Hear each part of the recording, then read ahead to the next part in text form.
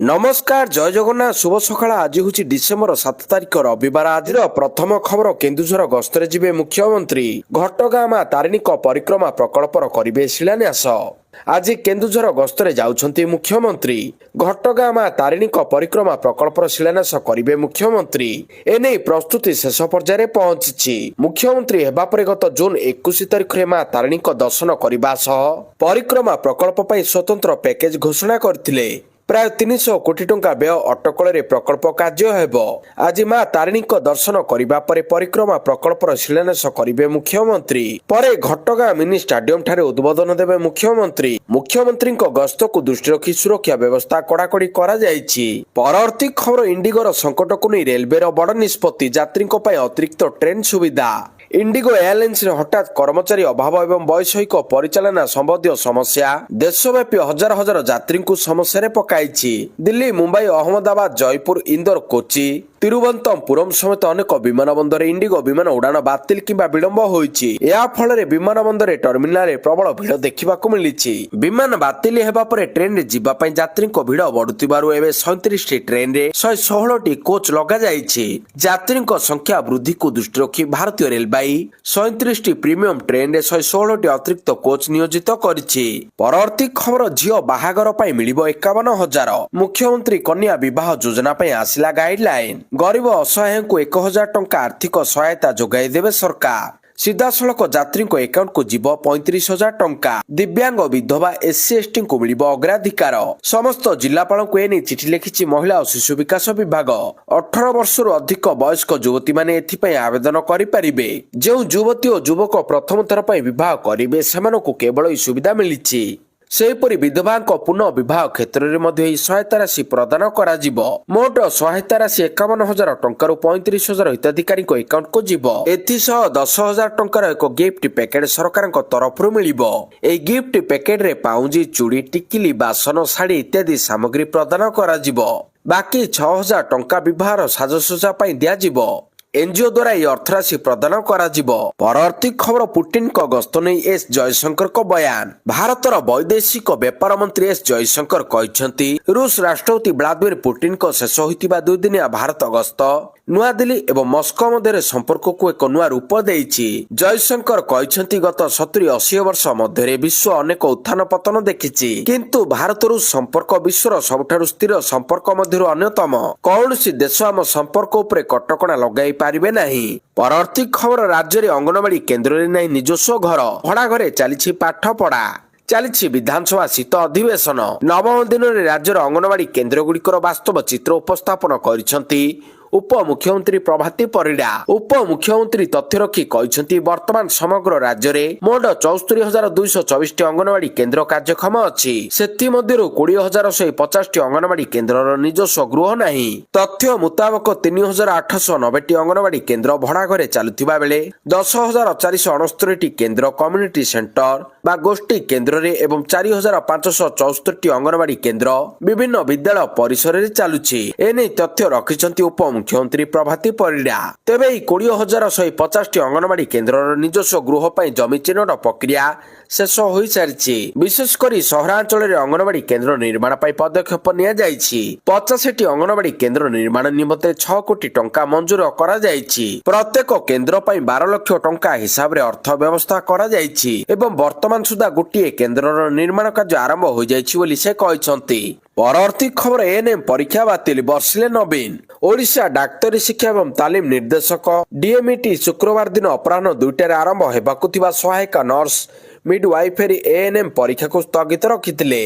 प्रश्नपत्र लीक अभियोग जोगु निष्पत्ति निया जायतिला। तेबे ई घटना रे राज्य सरकार को ऊपर बर्षिछंती पूर्वतन मुख्यमंत्री तथा विरोधी दल नेता नवीन पटनायक। से सोशल मीडिया रे एक पोस्ट शेयर करी राज्य सरकार को ऊपर बर्षिछंती। से कहछंती परीक्षा बारंबार बातिल हेबा लक्ष लक्ष पिलांको स्वप्न को धूलिसात करूछि। एएनएम परीक्षा बातिल करी राज्य बीजेपी सरकार पुणी हजार हजार आशायींको भविष्यत अंधकार को ठेली देइछंती। 18 मासर सरकार पाखापाखि 18टी नियुक्ति परीक्षा बातिल हेलानी। परवर्ती खबर ओडिशा रे बढ़ुची विदेशी पर्यटकों संख्या। 5 वर्ष रे ओडिशा आसिले 1.33 लाख विदेशी पर्यटक। ओडिशा रे बढ़ुची विदेशी पर्यटकों संख्या। 5 ବର୍ଷ ମଧ୍ୟରେ ଓଡ଼ିଶାକୁ ଆସିଲେଣି 1.33 ଲକ୍ଷ ବିଦେଶୀ ପର୍ଯ୍ୟଟକ। 2020ରେ 10,206 ପର୍ଯ୍ୟଟକ ଓଡ଼ିଶା ଆସିଥିଲେ। 2021 ମସିହାରେ ଆସିଥିଲେ 2,269 ବିଦେଶୀ ପର୍ଯ୍ୟଟକ। 2022ରେ 22,172 ବିଦେଶୀ ପର୍ଯ୍ୟଟକ ଆସିଥିଲେ। 2023ରେ 45,173 ବିଦେଶୀ ପର୍ଯ୍ୟଟକ ଆସିଥିଲେ। 2024ରେ 53,392 ବିଦେଶୀ ପର୍ଯ୍ୟଟକ ଆସିଛନ୍ତି। ସର୍ବାଧିକ 4,423 ଜାପାନ ପର୍ଯ୍ୟଟକ ଓଡ଼ିଶା ଆସିଛନ୍ତି। ଦ୍ୱିତୀୟରେ 3,830 ଇଟାଲୀ ପର୍ଯ୍ୟଟକ ଓଡ଼ିଶା ଆସିଛନ୍ତି। ଜର୍ମାନୀରୁ 3,722, ୟୁକେରୁ 3,715, ଫ୍ରାନ୍ସରୁ 3,008 ପର୍ଯ୍ୟଟକ ଆସିଛନ୍ତି। ଗୃହରେ ଉପମୁଖ୍ୟମନ୍ତ୍ରୀ ପ୍ରଭାତୀ ପରିଡ଼ା ଲିଖିତ ଉତ୍ତର ରଖିଛନ୍ତି। ପରବର୍ତ୍ତୀ ଖବର ଆସନ୍ତା ଜାନୁଆରୀ 20ରେ OSS TET 2025 ପରୀକ୍ଷା। ଓଡ଼ିଶା ସେକେଣ୍ଡାରୀ ସ୍କୁଲ ଶିକ୍ଷକ ଯୋଗ୍ୟତା ପରୀକ୍ଷା OSS TET ଆସନ୍ତା ଜାନୁଆରୀ 20 ତାରିଖରେ ଅନୁଷ୍ଠିତ ହେବ। ପରୀକ୍ଷା ପାଇଁ ଇଚ୍ଛୁକ ପ୍ରାର୍ଥୀମାନେ ଆସନ୍ତା 17 ତାରିଖ ଯାଏଁ ଆବେଦନ କରିପାରିବେ ବୋଲି ମାଧ୍ୟମିକ ଶିକ୍ଷା ପରିଷଦ ପକ୍ଷରୁ ସମୟ ଧାର୍ଯ୍ୟ କରାଯାଇଛି। ଏଥିପାଇଁ ଆଡମିଟ୍ କାର୍ଡ ଜାନୁଆରୀ 10 ତାରିଖରେ ବୋର୍ଡ ୱେବସାଇଟରୁ ପାଇପାରିବେ ବୋଲି ସୂଚନା ଦିଆଯାଇଛି। OSS TET 2ଟି ପେପରରେ ହେବ। ପ୍ରଥମ ପେପର ପରୀକ୍ଷା ସକାଳ 9ଟାରୁ ଆରମ୍ଭ 11:30 ପର୍ଯ୍ୟନ୍ତ ଚାଲିବ।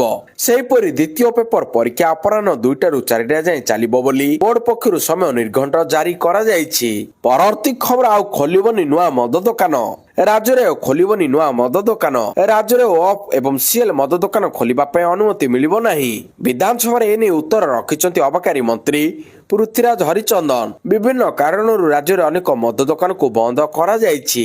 ହରିଚନ୍ଦନ ବ୍ୟାଖ୍ୟା କରିଛନ୍ତି ଯେ ଜନସାଧାରଣଙ୍କ ବିରୋଧରେ ଚାଲିଥିବା କୋର୍ଟ ମାମଲା, ବେଆଇନ ବ୍ୟବସାୟରେ ଲାଇସେନ୍ସଧାରୀଙ୍କ ସମ୍ପୃକ୍ତି ଏବଂ ମନମୁଖୀ ସମେତ ବିଭିନ୍ନ କାରଣରୁ ଅନେକ ମଦ ଦୋକାନ ଏବଂ ବାର୍ ପୂର୍ବରୁ ବନ୍ଦ କରାଯାଇଛି। ଏହି ମଦ ଦୋକାନ ବନ୍ଦ କରିବା ଅବକାରୀ କାର୍ଯ୍ୟରେ ଉତ୍ତରଦାୟିତ୍ୱ ଏବଂ ସ୍ୱଚ୍ଛତା ସୁନିଶ୍ଚିତ କରିବା ପାଇଁ ଏକ ପ୍ରମୁଖ ପ୍ରୟାସକୁ ପ୍ରତିଫଳିତ କରେ। ପରବର୍ତ୍ତୀ ଖବର ଇଣ୍ଡିଗୋ ବିମାନ ବାରମ୍ବାର ବାତିଲ, ସୁପ୍ରିମକୋର୍ଟରେ ଜନସ୍ୱାର୍ଥ ମାମଲା ଦାୟର। ଇଣ୍ଡିଗୋ ବିମାନ ବାରମ୍ବାର ବାତିଲ ଯୋଗୁଁ ଯାତ୍ରୀମାନଙ୍କ ମଧ୍ୟରେ ଅସନ୍ତୋଷ ପ୍ରକାଶ ପାଇଛି। ଏନେଇ ସୁପ୍ରିମକୋର୍ଟରେ ଏକ ଜନସ୍ୱାର୍ଥ ମାମଲା ଦାୟର କରାଯାଇଛି। ଭାରତର ପ୍ରଧାନ ବିଚାରପତିଙ୍କୁ ଏହି ମାମଲାରେ ହସ୍ତକ୍ଷେପ କରିବା ପାଇଁ ଅନୁରୋଧ କରାଯାଇଛି। ସୁପ୍ରିମକୋର୍ଟ ଏହି ମାମଲାରେ ସ୍ୱତଃ ତଦନ୍ତ କରନ୍ତୁ ବୋଲି ନିବେଦନ କରିଛନ୍ତି। ତୁରନ୍ତ ଏହି ମାମଲାର ଶୁଣାଣି ପାଇଁ ଏକ ସ୍ୱତନ୍ତ୍ର ଖଣ୍ଡପୀଠ ଗଠନ କରାଯାଉ ବୋଲି ଯାତ୍ରୀମାନେ କହିଥିଲେ। ପରବର୍ତ୍ତୀ ଖବର ସଞ୍ଚାର ସାଥୀରୁ ୟୁଟର୍ନ ପରେ କେନ୍ଦ୍ର ସରକାରଙ୍କ ଆଉ ଏକ ନୂଆ ଯୋଜନା। ଭାରତ ସରକାର ଦେଶରେ ବିକ୍ରି ହେଉଥିବା ସମସ୍ତ ସ୍ମାର୍ଟଫୋନରେ ସବୁବେଳେ ଚାଲୁ ରହୁଥିବା ସାଟେଲାଇଟ ଲୋକେସନ ଟ୍ରାକିଂ ବ୍ୟବସ୍ଥାକୁ ବାଧ୍ୟତାମୂଳକ କରିବା ପାଇଁ ବିଚାର କରୁଛନ୍ତି।